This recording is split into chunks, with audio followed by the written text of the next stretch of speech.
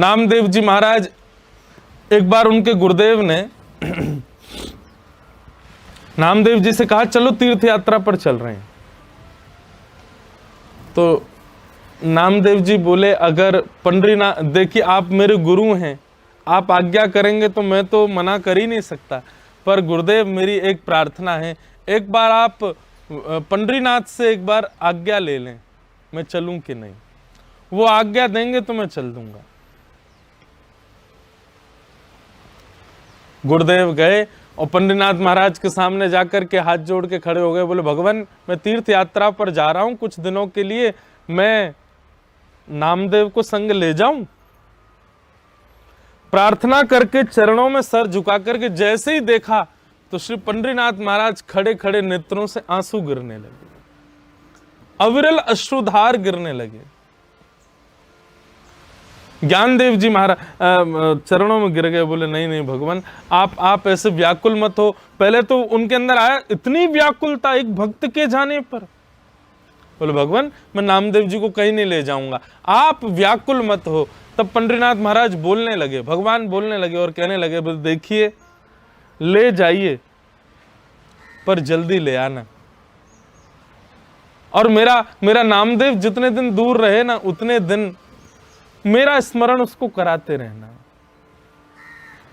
क्यों? क्योंकि मेरा स्मरण तुम उसको कराओगे, उसमें उसकी भलाई नहीं, उसमें मेरी भलाई है, क्योंकि मुझे नामदेव का स्मरण होता रहेगा, इसलिए ले जाओ। नामदेव जी महाराज कुछ दिन गए, अपने गुरुदेव के साथ बाहर रहे। जब लौट करके आए ना तो बताते हैं कि एक जगह नामदेव जी की स्थिति ऐसी हो गई कि नामदेव जी भूख प्यास भोजन पानी सब छोड़ दिया था।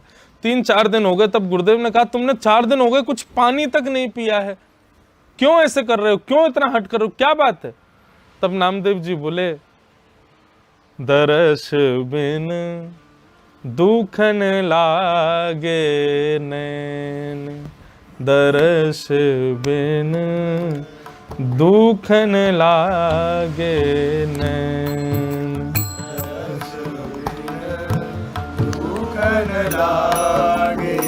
ये नामदेव जी का तो नहीं है पद, पर नामदेव जी की स्थिति ऐसी ही है।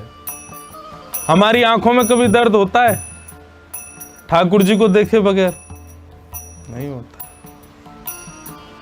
कभी नेत्र व्याकुल होते हैं, परेशान होते हैं कि ठाकुर जी कब दिखेंगे? समुद्र के तट पर लोग आते हैं जाते हैं, सनराइज देखना है, सनसेट देखना है, लेकिन महाराष्ट्र आते ही व्याकुलता हो जाए, पंडरीनाथ को देखना है, मुझे विट्ठल को देखना है। यहां से पंढरपुर दूर बहुत है, नहीं तो मैं एक दिन कथा करके जरूर चला जाता, पर कोई बात नहीं, हम उनके पास नहीं जा सकते पर वो तो यहां आ सकते हैं। निश्चित है कि अगले 7 दिनों में कभी ना कभी तो ठाकुर जी का अनुभव होगा। दरस बिन दुखन लागे नैन, दरस बिन दुखन लागे नैन, दरस बिन दुखन लागे नैन।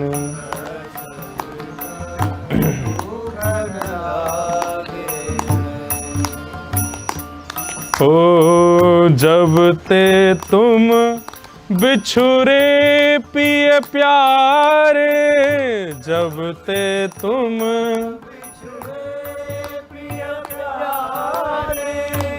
कबहु न पायो चैन,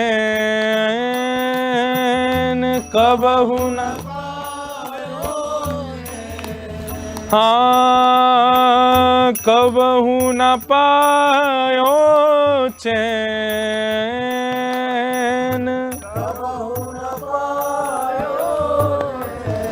दरस बिन दुखन लागे नैन, दरस बिन दुखन लागे, हाँ दरस बिन दुखन लागे नैन, दरस बिन। श्री पंडरीनाथ महाराज की जय।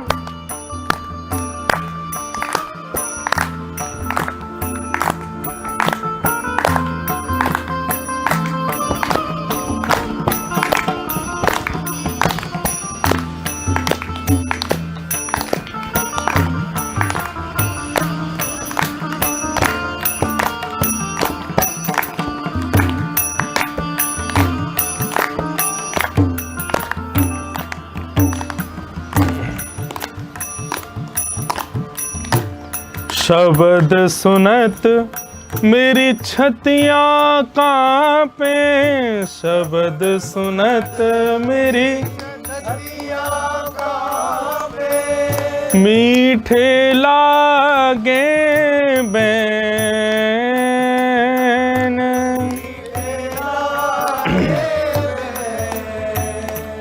हे एक टक टकी पंथ निहारू,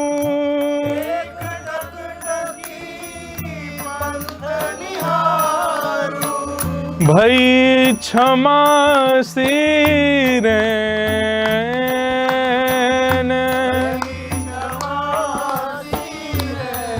भई क्षमा त्रुटि युगायते त्वाम पश्यताम। गोपियां जो कह रही है ना कि हे नाथ, आप जब सामने आते हो और एक क्षण के लिए भी पलक गिर जाती हैं तो ऐसा लगता है 3 युग के समान समय बीत गया हो। नामदेव जी की स्थिति कैसी हो गई है? ठाकुर जी से कह रहे हैं भगवान अब आप दिख नहीं रहे हो, तो ऐसी स्थिति हो रही है जैसे मानो कितने महीनों कितने वर्ष बीत गए हैं। बंधुओं, ये स्थिति केवल नामदेव जी की नहीं है।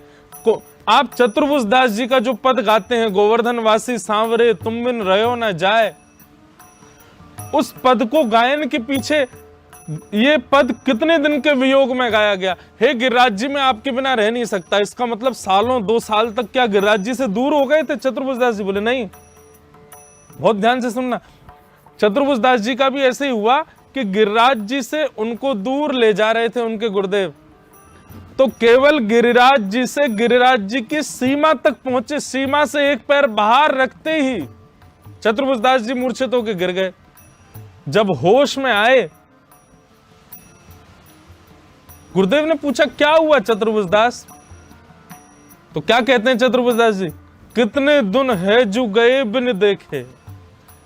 ठाकुर जी को देखे बिना ना जाने कितने वर्ष व्यतीत हो गए।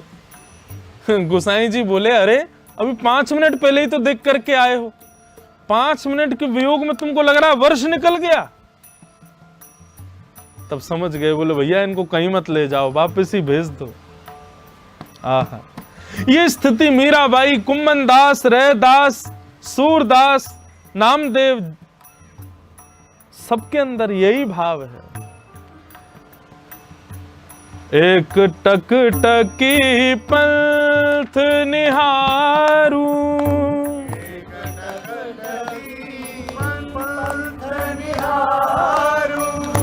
भई क्षमा सिरैन,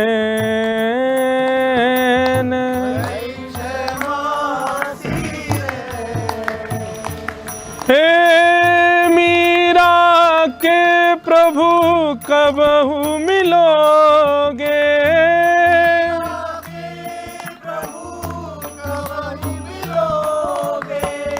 मीरा के प्रभु कबहु मिलोगे,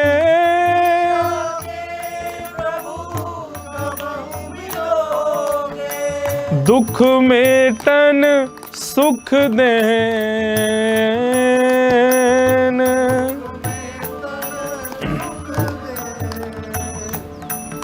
दरस बिन दुखन लागे नैन, दरस बिन दुखन लागे नैन, दरस बिन दुखन लागे नैन, दरस बिन जब ते तुम बिछुरे पिय प्यारे।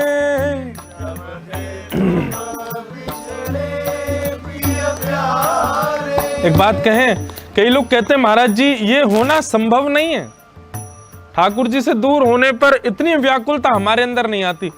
ये हमारे अंदर व्याकुलता तो है लेकिन ठाकुर जी के लिए नहीं है। माँ को बेटे से दूर करके देखो, पत्नी को पति से दूर करके देखो, और ये सब तो चलो बहुत अच्छे संबंध हैं। मानव को रुपयों से दूर करके देखो, फिर देखो व्याकुलता। चलो रुपया भी एक बात हो गई, मानव को अन्न से दूर करके देखो, ओहो बहुत बढ़िया बात। मानव को इससे दूर करके देख लो, सोई पता चल जाएगी महाराज। किसी दिन ऐसा हो कि सुबह अकिंचन कथा में आप लोगों से पहले उठ के मैं सबके फोन चुरा लूं। महाराज मैं यहाँ 5 बजे बैठ जाऊंगा, आप लोग महाराज जी सबका फोन गुम हो गया, सबके फोन चले गए। कई लोग तो यहाँ ऐसे बैठे वो अधमरे ही हो जाएंगे। अब कहां जाऊं प्राणनाथ, तुम कहां चले गए मेरे प्राणेश। मैंने इनको नाम दिया है, ये है कौन, प्राणेश, मेरे प्राणेश मनमोहन। तुम दिन कैसे जिए। आप कहोगे महाराज जी हमसे कह रहे हो, खुद भी तो व्यासपीठ पे ही लेके बैठे हो। भाई मैं तो इसमें पद देख के गा रहा हूं। अच्छा यहाँ कई लोग ऐसे भी बैठे हैं, बोले ये हमारे फोन क्या चुराएंगे, हम इनके चुरा लें, ये देखें ये व्याकुल होंगे कि नहीं। तो ऐसा मत सोचिए कि आप ठाकुर जी के लिए व्याकुल नहीं होते। आपके अंदर व्याकुलता तो है, लेकिन किसके प्रति है ये देख लीजिए। कोई अलग करके दिखा दे इन चीजों को, आप तुरंत व्याकुल हो जाओगे। लेकिन मीराबाई, नामदेव, तुकाराम, ये सब लोग व्याकुल कैसे होते हैं। जब ते तुम बिछुड़े पिए प्यारे, जब ते तुम कबहू न पायो चैन।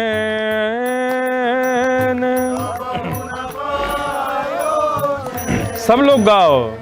हे मीरा के प्रभु कबहू मिलोगे,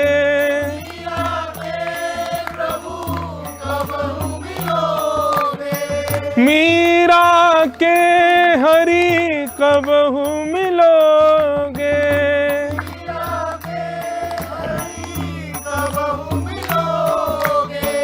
दुख मेटन सुख देन,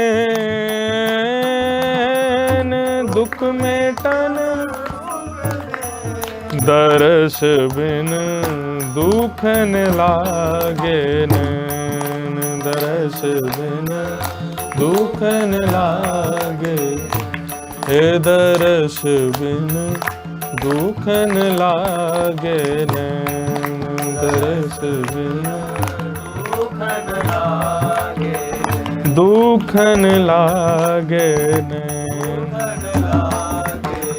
दुख न लागे नैन। नामदेव जी की स्थिति ऐसी हो गई। गुरुदेव ने पूछा, नामदेव तुमने भोजन जल क्यों छोड़ दिया। बोले आप जिनसे मुझको लेकर के आए हो, अब वापस मुझे उन्हीं के पास ही ले चलो। बस मैं अब रह नहीं पा रहा हूं, मेरे प्राण निकल जाएंगे भगवान। मुझे अन्न जल की इच्छा नहीं है, मुझे संसार में घूमने की कोई इच्छा नहीं है। मेरा सारा संसार मेरे विट्ठल में है। संसार के जितने सुख व्यक्ति को भोग करके आते हैं, मुझे वो सारे सुख मेरे लाल को देख के मिल जाता है। मुझे दूर मत करो। श्रीमद् भागवत के एकादश स्कंद में भक्तों का जब वर्णन किया गया तो वहां पर यही गुण बताया गया